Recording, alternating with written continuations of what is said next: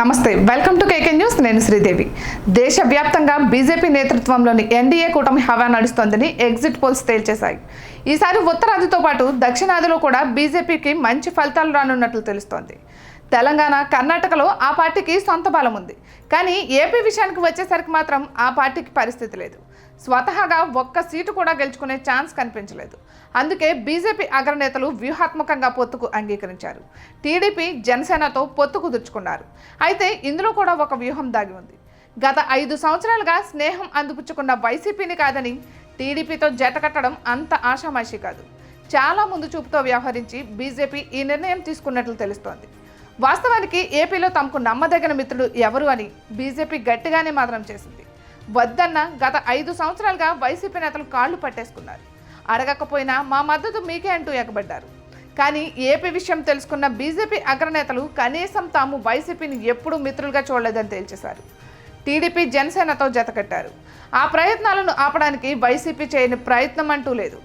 తామే గెలుస్తామని, సంపూర్ణ మద్దతు ఇస్తామని బీజేపీ అగ్రనేతలకు రాయబారం పంపినా ప్రయోజనం లేకుండా పోయింది. గత ఎన్నికల్లో తిరుగులేని మెజార్టీతో వైసీపీ గెలిచింది.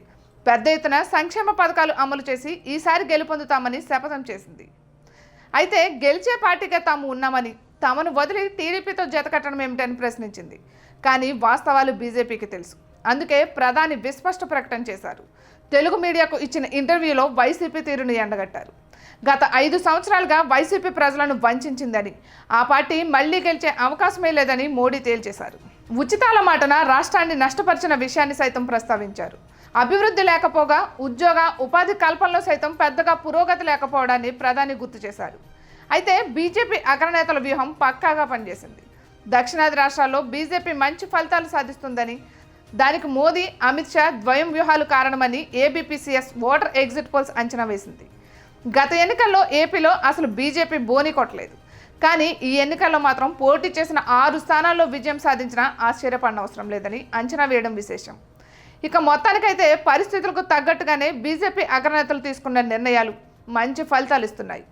ఇక ఇటువంటి మరెన్నో వీడియోస్ కోసం కేకే న్యూస్ తెలుగు ఛానల్ని సబ్స్క్రైబ్ చేసుకోండి.